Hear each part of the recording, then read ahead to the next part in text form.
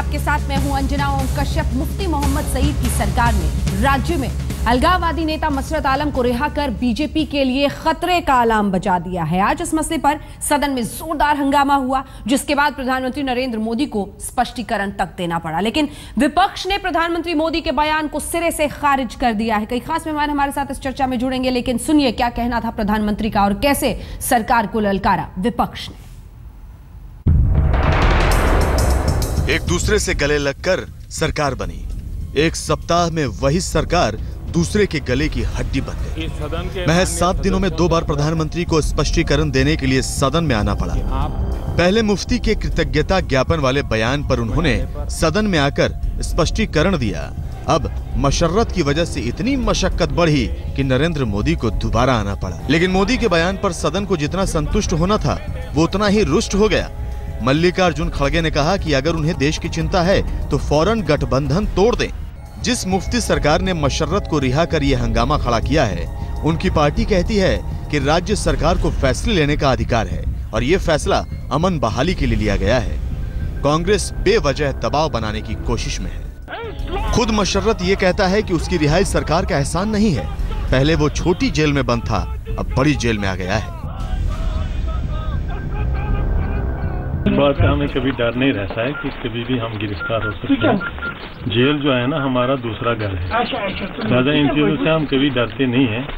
तो जहाँ तक जेल का ताल्लुक है तो हम उसे छोटी एक जेल समझते हैं, लेकिन पूरी रियासत जो है एक बड़ी जेल है। लिहाजा हम छोटी जेल से बड़ी जेल में आए हैं। इसका इतना इत्मीनान है कि बाहर जाकर हम इस मज़ामत में अपना हिस्सा अदा कर सकते हैं। इससे पहले राजनाथ सिंह ने बताया कि मशर्रत आलम को सभी मामलों में जमानत मिल चुकी है और राज्य सरकार की ओर से ये स्पष्टीकरण दिया गया है कि हाईकोर्ट किसी भी व्यक्ति को एक गतिविधि के लिए 2 साल से ज्यादा हिरासत में रखे जाने की इजाजत नहीं देता। राजनाथ सिंह ने यह भी साफ कर दिया कि केंद्र ने राज्य सरकार के स्पष्टीकरण पर असंतोष जताया है। इस बारे में और जानकारी मांगी गई है। जरूरत पड़ने पर कठोर दिशा निर्देश जारी किया जाएगा। श्रीनगर से अशरफ वानी और कुमार विक्रांत के साथ अशोक सिंघल, दिल्ली आज तक।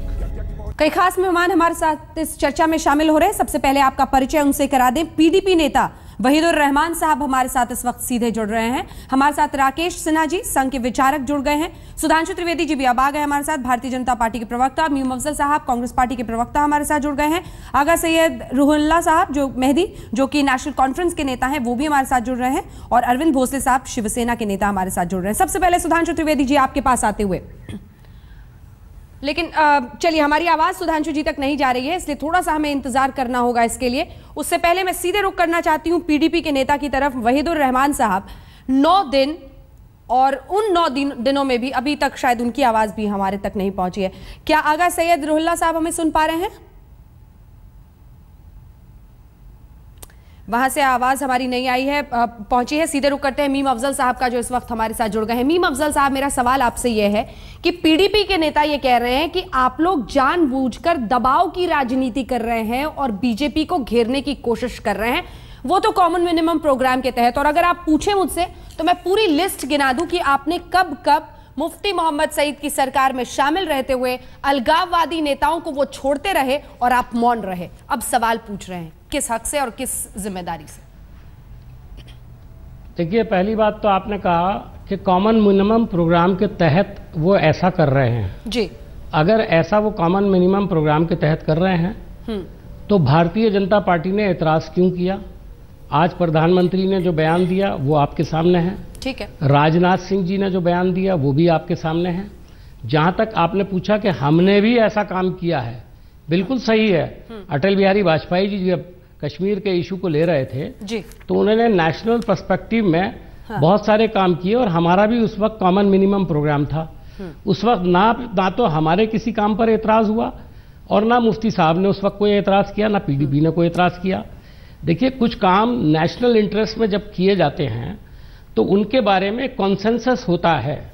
कश्मीर में आज ही बताया इन्होंने, राजनाथ जी ने, आपने वो शायद नहीं दिखाया। ये कैसा कंसेंसस है मीम अफजल साहब? 27। ये कैसा कंसेंसस है? ये कैसा राष्ट्रहित है जो वक्त के साथ बदल जाता है? नहीं, अब ये तो इनको बताना चाहिए कि हमने जिस वक्त किया तो कोई एतराज क्यों नहीं हुआ। आज ये एतराज भारतीय जनता पार्टी कर रही है, तो भारतीय जनता पार्टी इसको किस नजर से देखती है? उनके लीडरों ने पिछले 2 दिन के अंदर, उनके प्रवक्ताओं ने वहां के लोगों की जो समस्याएं हैं उसके ऊपर ध्यान देने के बजाय हमारे वहां पे कश्मीरी पंडितों का पुनर्वसन किस तरीके से किया जाए, इसके बजाय ये जो उलपटांगिरी सब कर रहे हैं ये लोग। अरविंद भोसले साहब, मैं आपके पास आती हूँ। सुधांशु जी, क्या आप मुझे सुन पा रहे हैं? सुधांशु जी, क्या आप मुझे सुन पा रहे हैं? नहीं, अभी तक हमारी आवाज उन तक नहीं है। भोसले साहब, मैं आपके पास आना चाहती हूँ। भोसले साहब, ये जरा समझना पड़ेगा, आप समर्थन दे रहे हैं केंद्र में सरकार को, सरकार पीडीपी को वहां समर्थन दे रही है, आप कुछ और कहते हैं, बीजेपी कुछ और कहती है, पीडीपी की उनकी सरकार वहां पर कुछ और करती है समर्थन की। तो कुल मिलाकर ये जो कड़ियां है, इसको जो एक आम नागरिक है जिसने वोट दिया है किसी पार्टी के लिए, आप तीनों में से, वो कैसे समझे, कैसे देखे? देखिए, पूरे हिंदुस्तान में कन्याकुमारी से लेकर कश्मीर तक और अटक से लेकर कटक तक पूरे देशवासियों की जो भावना है कि आज जो खिलवाड़ हो रहा है वहां पे कश्मीर में और देश की जनता की भावनाओं के साथ, तो सबसे पहले शिवसेना तो उस बात की निंदा करती है। और रहा सवाल यह है कि देशभक्ति के बारे में अगर हम कुछ कहें तो भाजपा ये ना सोचे कि हमारे देशभक्ति के ऊपर सवाल खड़े किए जा रहे हैं। सबसे पहले तो ये कहना चाहते कि पहले कांग्रेस ने जो किया, क्या शायद अभी जो सरकार वहां पे आ चुकी है पीडीपी और बीजेपी की, क्या वो भी वो करना चाहती है? ये सब सवाल अभी सामने खड़े आने चालू हो चुके हैं। 9 दिनों के अंदर ये मसला दोबारा पेश आ चुका है और वहां पे जो लोगों की जो समस्याएं हैं उस समस्याओं के लेकर 2 महीने तक जो डिस्कस चल रहा था और 2 महीने के बाद जो कॉमन मिनिमम प्रोग्राम के ऊपर जो आज वहां पे सरकार का गठन हो चुका है, तो 9 दिन के अंदर ऐसे फैसले लेने की क्या जरूरत आ चुकी है? जबकि लोगों की वहां पे जो कुछ समस्याएं थी उसको दरकिनार करके इस तरीके से उलपटान, इस तरीके के उलपटान जो वहां पे फैसले लिए जा रहे हैं। आज ये जो मसरत आलम जो आज बाहर छूट के आया है, वो जो वहां पे जो उल्टा सीधा जो उसने बटना चालू किया है, अब इसके आगे ना जाने वहां पे कितने लोगों की जान खतरे में आएगी और उसको इस बात के बारे में फत्र है। और भोसले जी, सवाल तो सुन लीजिए एक सेकेंड, क्या आप ये सिर्फ लिप सर्विस के लिए बोल रहे हैं या हम माने कि पार्टी की सोच, उसके आदर्श, उसकी आइडियोलॉजी नाम की कोई चीज भी होती है? क्योंकि आप ये कह रहे हैं कि उनको ये 9 दिन में क्या करने की जरूरत थी, वो कहते हैं उनको कि आपने ये क्यों कर दिया, वो कहते हैं ये तो कॉमन मिनिमम प्रोग्राम का तहत। मैंने जो सवाल आपसे पूछा था वो बहुत बुनियादी है कि जिस वोटर ने वोट किया है वो क्या समझे, आप कहां पर खड़े हैं? स्टैंड नहीं ले सकते, देश हित में खड़े हैं। और रहा सवाल यह है कि जम्मू कश्मीर की जनता जो है वहां पे कश्मीरी पंडितों का पुनर्वसन का कुछ पहले पहल की जाती थी तो हम समझ सकते थे।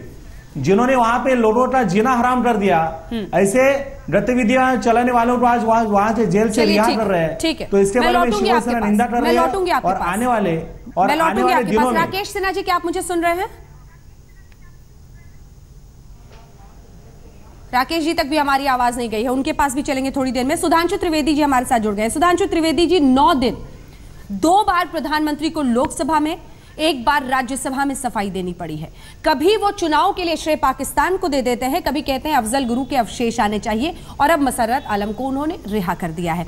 सवाल यह है कि क्या भारतीय जनता पार्टी स्टैंड लेगी या फिर 6 साल सहूलियत की राजनीति चलती रहेगी, राष्ट्रवाद, देश हित सब कुछ किनारे लग जाएगा क्योंकि आपको वहां पर सरकार चलानी है? क्योंकि ये बहुत ही गंभीर मुद्दा है जिस पर प्रधानमंत्री ने आक्रोश तो जाहिर कर दिया है, लेकिन आक्रोश अपनी जगह, लोगों के सवाल अपनी जगह। देखिए, इस पूरे प्रकरण के 2 विषय हैं, 2 पक्ष हैं। एक है तकनीकी पक्ष और एक है राजनीतिक पक्ष जो राष्ट्रीयता की भावना से जुड़ा हुआ है। तकनीकी पक्ष का उत्तर संसद के पटल पे दिया जा चुका है। यद्यपि उस तकनीकी पक्ष से हम संतुष्ट नहीं हैं, क्योंकि राष्ट्रहित तकनीकी पक्षों से ऊपर होता है कि उनके ऊपर 27 केस थे और सब पे जमानत हो चुकी थी और एक केस के अंदर आप 2 साल से ऊपर डिटेन करके नहीं रख सकते। इसीलिए केंद्र सरकार ने पुनः विस्तृत स्पष्टीकरण, यानी एक detailed further clarification Jammu Kashmir की सरकार से मांगा है। सदन के पटल पर गृह मंत्री और प्रधानमंत्री दोनों ने स्पष्ट किया है कि इस निर्णय पे ना वो हमारी सरकार उनके साथ है, ना हमारा दल उनके साथ है। हमारा उनसे बहुत स्पष्ट मतभेद है। अब हमारा यहां पर यह कहना है, यदि हमसे यह प्रश्न किया जाता है कि इतना साफ साफ कहने के बाद भी हमारी प्रतिक्रिया यह होनी चाहिए कि हम सरकार को गिरा दें, तभी उनको यह संतुष्टि होगी। किनको? प्रश्न पूछने वाले कौन लोग? याद करिए, इसी पीडीपी के साथ गठबंधन सरकार में जम्मू कश्मीर में तत्कालीन कांग्रेस के मुख्यमंत्री गुलाम नबी आजाद अफजल गुरु की क्षमा याचना के लिए यहां पे आए थे। अरे जिनके दौरे हुकूमत में 1980 के दशक में भारत के इतिहास की सबसे शक्तिशाली सरकार 414 मेंबर ऑफ पार्लियामेंट लेके कश्मीर बर्बाद हुआ, तो उन्हीं के दौर में बर्बाद हुआ। जो बटाला हाउस इनकाउंटर से लेके आजमगढ़ में जाके आतंकवाद के आरोपियों के घरों पे आंसू बहाते वो क्वेश्चन पूछ रहे हैं। मीम अफजल साहब जवाब बताइए, जो बेटी कहते हैं कहीं कुछ और, मैं जवाब देता हूं। पूछ रहे हैं। पहली बात तो है कि सुधांशु त्रिवेदी जी को शायद ये पता नहीं है कि गुलाम नबी आजाद ने इस तरह का कोई बयान नहीं दिया। असल मामला ये है कि अफजल गुरु को लेकर के पीडीपी के एक लीडर ने, लोकल एमएलए ने, जो अब इस वक्त आपकी इस सरकार में कैबिनेट मिनिस्टर हैं, नईम अख्तर साहब, उन्होंने एक बयान अफजल गुरु को लेकर के दिया था। उस पर हमारे 3-4 एमएलएज ने ये कहा था कि जिस वक्त अफजल गुरु को फांसी हुई उस वक्त आप क्या सो रहे थे और आज आप ये बयान क्यों दे रहे हैं? जाहिर है वो इलेक्शन का मौका था और इलेक्शन के मौके पर उन्होंने बयान दिया था लोगों को मुतासिर करने के लिए। इसमें गुलाम नबी आजाद साहब से मैंने बहुत तफसील के साथ बात की है और उन्होंने कहा है इस सिलसिले में उनका कहीं भी कभी भी कोई बयान नहीं आया और ना उन्होंने ऐसी कोई बात की है। सुधांशु जी जल्दी से इंसानी हाँ जी देखिए, एक वाक्य में स्पष्ट करूंगा।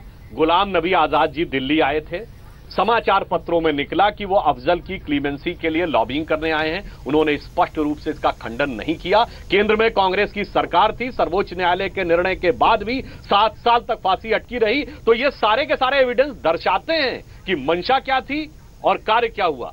देखिए, मुझे लगता है कि अभी 2 बीजेपी के सामने तात्कालिक चुनौती है। पहला, मसरत के मामले में मुफ्ती को मजबूर करना और मसरत को पुनः गिरफ्तार करना। दूसरा, मुफ्ती के माथे पर एक महावत बैठाना। जम्मू कश्मीर की जिस परिस्थितियों के कारण ये गठबंधन हुआ है, उस गठबंधन पर ये 2 बातें यदि बीजेपी करती है, मुफ्ती एक पागल हाथी की तरह, यदि जंगली हाथी की तरह चलते हैं, तो महावत बैठाकर उनसे वह काम करवाना जो हम चाहते हैं। देखिए, भारतीय जनता पार्टी एक राष्ट्रीय पार्टी है, एक राष्ट्रीय अवधारणा के साथ काम करती है। मुफ्ती यदि चाहेंगे कि इस पार्टी को ओवरकम कर लें तो शायद वो गलतफहमी में जी रहे हैं। जहां तक इस गठबंधन की बात है, यदि मुफ्ती इस राह पर चलते रहे तो भारतीय जनता पार्टी को सेकंड भी नहीं लेना चाहिए गठबंधन तोड़ देने के लिए, क्योंकि देश की एकता, अखंडता सर्वोपरि होती है। एक बात मैं जोड़ना चाहता हूं, आज पहली बार इस गठबंधन के कारण जो देश में विमर्श चला, उस विमर्श में बाकी पार्टियां वही भाषा बोल रही जो भारतीय जनसंघ और भारतीय जनता पार्टी बोला करती थी। यह बात सत्य हो गया कि श्यामा प्रसाद मुखर्जी का जो रास्ता था जम्मू कश्मीर को देश की एकता, अखंडता के साथ जोड़ने का एकमात्र विकल्प वही है और यही बात सत्य साबित होगी। मुझे लगता है कि इस गठबंधन का जो आयु है वो मुफ्ती के ऊपर निर्भर करता है और भारतीय जनता पार्टी किस प्रकार का महावत उत्तर देती है। मैं तो यहाँ तक कहूंगा कॉमन मिनिमम प्रोग्राम के भी कुछ बातों को रिवाइज करने की जरूरत है। जिन शब्दों का प्रयोग किया गया है वो शब्द देश को स्वीकार नहीं हो सकता है। ठीक है, मैं इस पर लौटूंगी और सीएमपी पर भी बात करूंगी आप सबसे, लेकिन उससे पहले वहीदुर रहमान साहब के पास सीधा चलते हैं। पीडीपी के नेता हैं जो हमारे साथ जुड़ गए हैं। मसर्रत आलम को लेकर इस तरह से आक्रोश, गुस्सा दिख रहा है और अब आप आशिक हुसैन फख्तू साहब की हुई रिहाई की बात कर रहे हैं। कुल मिलाकर सवाल ये है कि जो कॉमन मिनिमम प्रोग्राम के तहत आप कह रहे हैं कि ये सब कुछ आप कर रहे हैं, बीजेपी उसको क्यों नकार रही है? प्रधानमंत्री नरेंद्र मोदी क्यों कह रहे हैं कि वो आक्रोश में है? वो क्यों कह रहे हैं कि ये देशभक्ति के खिलाफ है या मेरी देशभक्ति मुझे कोई ना समझाए? रहमान साहब, देखिए, सुबह से मैं आपके टीवी चैनल्स को देख रहा हूं और सुबह से ये चल रहा है, हर कोई पार्टी की तरफ से जो रिएक्शन नेशनली आ रहा है वो कहते हैं कि जम्मू कश्मीर को भारत का जो अटूट अंग है, जम्मू कश्मीर को भारत से जोड़ना है, जम्मू कश्मीर को ऐसे करना है, कश्मीर को जोड़ना है। हम ये कह रहे हैं कि कश्मीर को जोड़ना है और लेकिन उसके साथ साथ कश्मीरियों को भी जोड़ना है। There is a humanitarian angle to the problem also. हम ये कह रहे हैं कि जो लोग अपने आप को हिंदुस्तानी नहीं समझते हैं उनको भी हिंदुस्तानी बनाने की जरूरत है। मसरत आलम खुद को नेशनलिस्ट न कहे, कश्मीरी कहे या पाकिस्तानी कहे, लेकिन अभी तक आप सभी लोगों से मेरा ये सवाल है, क्या मसरत आलम को आप हिंदुस्तानी समझते हैं या पाकिस्तानी समझते हैं? जब आप ये फैसला करेंगे उसके बाद you will understand why we are trying to release this people. और दूसरा इंपॉर्टेंट चीज, नहीं आप देखिए आप तो वहां तकरीरें कर रहे हैं। सवाल पूछा है ना सर, उसका जवाब सुन लीजिए। आपने सवाल पूछा, उसका जवाब सुन लीजिए। आप पूछ रहे हैं कि क्या वो भारतीय है, पाकिस्तानी है? हम उसकी हरकतों को देश के खिलाफ समझते हैं। हम किसी भी व्यक्ति की पहचान उसकी हरकतों से करते हैं। और अगर वही जी आपसे वही गुजारिश करना चाहता हूं, लगभग 2008 से लेकर 2010 तक जिसने जम्मू कश्मीर में दंगे फैलाने की कोशिश की, लगभग 100 से ज्यादा लोगों की वहां पे जाने गई, वो इंसान के आप बारे में बोल रहे हो प्रॉब्लम है ना, हिंदुस्तानी है या कश्मीरी है? 2010 में 112 लोगों की जान गई थी। आप लोगों को इन्फॉर्मेशन नहीं है। 2010 की एजुकेशन मसरत आलम की वजह से नहीं हुई, मिस गवर्नेंस की वजह से हुई है, उमर अब्दुल्ला की वजह से हुई है, जो सरकार वहां पे थी। ये वजह आपको सूट करती है, बीजेपी को जम्मू में ये वजह आपको सूट करती आलम को है। नहीं मिला है।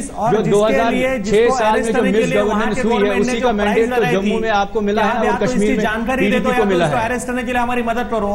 ऐसे शख्स के बारे में, ऐसे कट्टरतावादी के बारे में आप क्या कहना चाहोगे? अगर आप लोगों को लगता है सच में मसरत आलम क्या जम्मू कश्मीर की जनता चाहती है, अगर आपको क्या जम्मू कश्मीर की जनता इसको चाहती है? आप देख रहे हैं पोल क्या आ रहा है, 92% लोग चाहते हैं कि हमें सुख शांति की जिंदगी जिए। और ऐसा आप जिसने जम्मू कश्मीर में आतंक मचाया था, उसके बाद हम चलेंगे। रहमान साहब आप अपनी बात पूरी करें। ऐसे शख्स को, ऐसे कट्टरपंथी को दोबारा अरेस्ट करना चाहिए। भोसले साहब मैं लौटूंगी आपके पास, जल्दी से रहमान साहब आप अपनी बात पूरी कीजिए।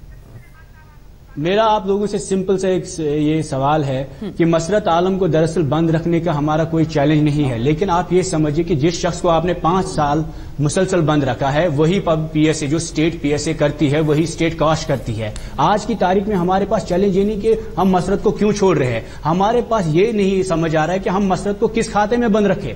There is no charge today against him, all the charges have been acquitted by honourable court. Supreme court का डायरेक्शन है चीफ मिनिस्टर के पास, किस खाते में बंद रखेंगे? क्या हम ये स्टेट आप आज तक के स्टूडियो से तो नहीं चला सकते हैं ना, या किसी भी नेशनल मीडिया के स्टूडियो से नहीं चला सकते हैं। There is a system of justice.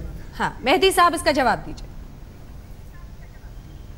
देखिए, मसरत आलम को जब बंद किया गया था, लॉज के कुछ सेक्शंस के तहत उनको बंद किया गया था, तब लॉ ने अपना कोर्स लिया, जो गवर्नमेंट इन प्लेस थी उन्होंने अपनी कार्रवाई की, जो उनको उस वक्त अच्छा लगा या ठीक लगा, रियासत के हित में जो कदम उनको लगा वो उस वक्त उठाया। अब इस वक्त माजी में जाके इन चीज़ों को, माजी की बातों में छुपा के ये कोई हकीकत जो है हासिल नहीं कर सकते हैं। हकीकत ये है, अगर आप मुझे 2 मिनट दें और 2 मिनट इत्मीनान से सुने। मुफ्ती साहब समझते हैं, पीडीपी समझती है उन्होंने सियासी खुदकुशी कर ली है और अपनी कब्र, सियासी कब्र खोदी है उन्होंने कश्मीर में बीजेपी के साथ हाथ मिला के। अब ये ऐसी हरकतें हैं जिससे वो उस गड्ढे की गहराई को कम करना चाहते हैं। वो गड्ढा तो उन्होंने खोद दिया है, वो बंद नहीं हो सकता उनके लिए सियासी तौर पे। अब उस गहराई को कम करना चाहते हैं। ये इस तरह की हरकतें, ये कोई सरप्राइज नहीं है मेरे लिए, चौंकाने वाली बात नहीं है मेरे लिए। ये पॉलिटिकल एक जो इनकी हरकत है वो एक डेस्परेशन है इस गड्ढे को कम करने की। मैं अपनी बात कंप्लीट करना चाहता हूँ। नहीं, मैं अभी मेरी बात कंप्लीट नहीं हुई।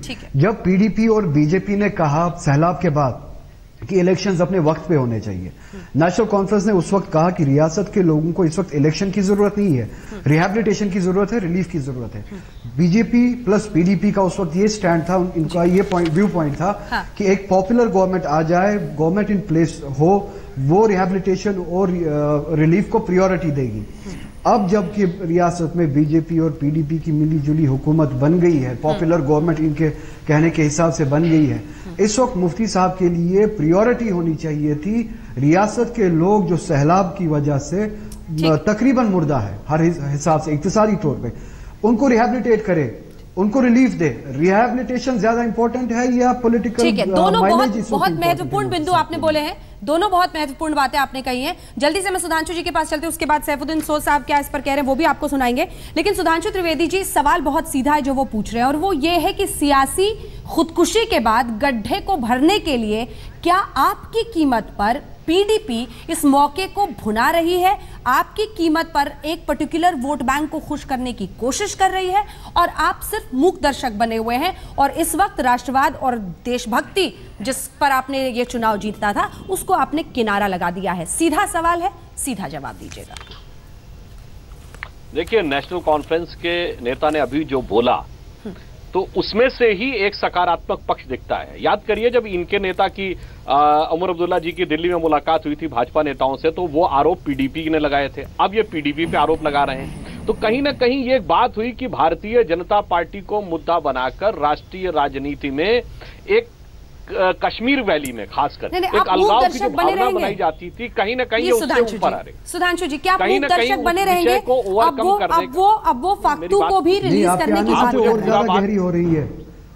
आपके आने से तो अलगाववाद और ये सब बातें और ज्यादा गहरी होती जा रही है। भारतीय जनता पार्टी ने इससे पूर्व भी अहम राष्ट्रीय मुद्दों पर में कि 50-60 साल माजी में ये सियासत जा रही है, जितनी भी तब से लेके आज तक कुर्बानियां हुई है जिस सियासत से भी ईमानदार प्रयास किया है। मोदी जी ने एक चुनौती के रूप में एक ईमानदार कोशिश की है कश्मीर की वैली में लोगों को राष्ट्र की मुख्य धारा में लाने के लिए। कश्मीर के दोनों सियासी दलों को ये भी यह समझना होगा कि हिंदुस्तान करवट ले रहा है, 21वीं सदी में नया भारत स्वरूप ले रहा है और कश्मीर भी उसी विकास के रास्ते पर आगे बढ़े और पूरे भारत के साथ खड़ा हो। यही मोदी जी का प्रयास है। पूर्व में भी हमने कई बार अपमानजनक घटनाएं सही है। मुझे एक और बात पूरी करने दीजिए। देखिए, इससे पहले हमारा बसपा से गठबंधन हुआ उत्तर प्रदेश में, रिलीफ को लोग तो भूल ही गए हैं। मोदी साहब तो यहाँ की रिहैबिलिटेशन को भूल गए हैं, रिलीफ को भूल गए हैं। पीडीपी की हुकूमत यहाँ पे चीफ मिनिस्टर मुफ्ती साहब तो यहाँ के लोगों को भूल गए हैं। यहाँ तो सिर्फ सियासत इस वक्त याद है, सियासी माइलेज यहाँ पे याद है, सियासी स्टंट। जम्मू कश्मीर के रिहैबिलिटेशन पैकेज की बात करें तो सोचिए कि नेशनल कॉन्फ्रेंस ने इतने लंबे समय तक शासन में रह के क्या किया, वो विषय आज डिस्कशन का नहीं है। This is not the today's matter of discussion. Kashmir पंडितों को वहां से निकलना पड़ा है। एक ब्रेक के लिए मुझे रुकना पड़ेगा, एक ब्रेक के लिए रुकना पड़ेगा। राकेश जी, मैं चाहती हूँ कि एक बार जल्दी से आप रहमान साहब की बात का जवाब दें, उसके बाद हम ब्रेक पर जाएंगे, क्योंकि रहमान साहब ने भी जो बिंदु उठाए हैं। देखिए, मैं इतना मानता हूं कि आज विकास का कदम उठाना चाहिए। मुफ्ती ने वो कदम नहीं उठाकर अवांछनीय काम किया है। पूरे देश में आक्रोश है। यदि यह रवैया उनका जारी रहा तो अलायंस को तोड़ देना चाहिए। लेकिन अलायंस को तोड़ने से पहले यदि मुफ्ती एक महावत को स्वीकार करते हैं तो उनके सर पे महावत बैठाकर वह काम करना चाहिए जो काम जम्मू कश्मीर को भारत में की मुख्यधारा में लाने के लिए आवश्यक है। आज का जो रवैया मुफ्ती का है वह राष्ट्र विरोधी रवैया है, अलगाववादियों को रेस्पेक्टेबिलिटी देने वाला रवैया है। आप ऐसे राष्ट्र विरोधी सोच के साथ रहेंगे ना सुधांशु जी, बने रहेंगे ना? देखिए, जो राकेश सिन्हा जी ने कहा है तो मैं याद दिलाना चाहता हूं, भारतीय जनता पार्टी और उससे जुड़े सभी संगठनों ने उचित मौका आने पे राष्ट्र हित में बहुत सारे अपमान के घूंट भी सहे हैं। कश्मीर के छोड़ पंजाब के आतंकवाद के दौर में राष्ट्रीय स्वयंसेवक संघ के ही कितने कार्यकर्ताओं की हत्या हुई, भाजपा कार्यकर्ताओं की हत्या हुई, फिर भी देखिए हमारे सत प्रयासों से आज अकाली भाजपा गठबंधन लेके वो दौर खत्म हो गया। बसपा के साथ हमने कितने अपमानजनक घूंट सहे, पर अंततः जाकर आज उत्तर प्रदेश में 73 सीटें लेके भारतीय जनता पार्टी आई। वैसे ही हमारा एक प्रयास है, एक दौर में हमने अपनी पार्टी का विलय तक कर दिया, हमारी राष्ट्रवाद की विचारधारा और इस सारी चीज को सुधांशु जी मैं यही कह रहा हूं, इसलिए हम इस सारी बातों पर हमारी राष्ट्रीय एकता और अखंडता के प्रति जो हमारा कमिटमेंट है वो संदिग्ध रहेगा और हम पूरा प्रयास करेंगे, मगर एक निश्चित सीमा और मर्यादा के साथ। और कश्मीरी पंडितों को रहमान साहब, मैं सीधे आपके पास आना चाहती हूँ। आपको लगता है कि अमन, चैन, विकास का और कोई रास्ता नहीं है? एक ऐसे शख्स को आजाद करना जरूरी है जो शांति को खतरा है, जिसके खिलाफ, देश के खिलाफ जंग छेड़ने के मामले हैं, जो अभी बाहर निकल कर भी ये हिमाकत कर रहा है कि वो कश्मीर को आजाद करने के लिए कुछ भी करेगा। ये क्या संदेश आप देना चाह रहे हैं? आप रिहैबिलिटेशन का काम छोड़कर ऐसे कदम उठाकर क्या संदेश देना चाहते हैं? This is part of rehabilitation and it's political rehabilitation of Jammu and Kashmir state. पहले मैं आपको ये बता दूं कि मसरत आलम इतना बड़ा तूफान नहीं कि हिंदुस्तान की सालमियत को नस्ता। मैं आप मेरी बात सुनिए, आपने सवाल किए तो मेरी बात भी सुनिए। मैं बता रहा हूँ आपको कि मसरत आलम इतना बड़ा कोई लीडर नहीं है कि हिंदुस्तान की सालमियत को कोई खतरा है। I am Kashmiri, I know better. मुझे आपसे ज्यादा पता है ना, हम वहां की सियासत करते हैं तो हमें पता है ना, हमसे पूछिए आप। यही तो फर्क है, आप सियासत करते हैं, वहां से तय करते हैं। यही तो आप कैसे वहां से बोल सकते हैं कि जम्मू कश्मीर की सियासत और स्टेट कैसे चलती है? अपनी स्टूडियो में बैठ के आप लोग तय करेंगे कि यहाँ की स्टेट। आप पहले पूरी बात करने दीजिए। मसरत आलम इतना बड़ा कोई तूफान नहीं है कि हिंदुस्तान की सॉवरेनिटी को उससे खतरा है, ये पहली बात। दूसरा, मैं आपको बता दूं, अगर आप रिहैबिलिटेशन इन लोगों की नहीं करते हैं, पॉलिटिकल रिलीज, ये जो डिटेनीज है इनको नहीं छोड़ेंगे, सैकड़ों की और हजारों की तादाद में ऐसे लोग हैं जो जेलों में सड़ रहे हैं, मर रहे हैं, उनके बारे में आपको क्या लगता है? स्टेबिलिटी कश्मीर में या जम्मू में या हिंदुस्तान में स्टेबिलिटी पॉसिबल है? जिस स्टेट में आपने जेल बना के रखा हो 6 साल में, उमर अब्दुल्ला की सरकार जो चली है वो इसी पे he has been booking people, he has preferred to run the state through the barrel of gun. We are trying to end the siege, we are not encouraging separatism, but we are trying to mainstream the separatism। जल्दी से अफजल साहब, जो PDP के हमारे PDP के जो नेता यहाँ बोल रहे हैं उनसे मैं सिर्फ इतना कहना चाहता हूँ कि आपने अगर इन सारे अमूर पर भारतीय जनता पार्टी से गुफ्तगू की, उसके बाद आपका जो कॉमन मिनिमम प्रोग्राम है वो मेरे सामने रखा हुआ है, उसके तहत अगर आपने ये काम किया था जी, तो आपको भारतीय जनता पार्टी को कॉन्फिडेंस में लेकर के ये काम करना चाहिए था। ऐसे मैं बिल्कुल आज़ाद राय रख रहा हूँ। जो आज इतना क्रिटिसिज्म हो रहा है जी, अब पहले भी तो कुछ लोगों को छोड़ा गया, हमारे ऊपर इल्ज़ाम है कि हमने छोड़ा, तो क्या ऐसे हंगामे हुए? अटल जी की सरकार थी उस वक्त भी ऐसा हुआ?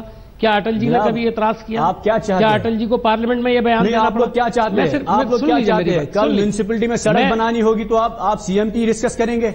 आप क्या चाहते हो? मतलब you don't want to run the state through the system of justice. Political decision is different. It's administrative decision. I am telling you it's an administrative decision. जो जवाब आ रहे हैं वो एक तरफा है। हल्ला बोल देखने वाले 92% जनता ये मानती है कि बीजेपी को पीडीपी से समर्थन वापस खींच लेना चाहिए। अगर ये आंकड़े आईना है तो बीजेपी को इसमें झांकना पड़ेगा। आप देखते रहिए।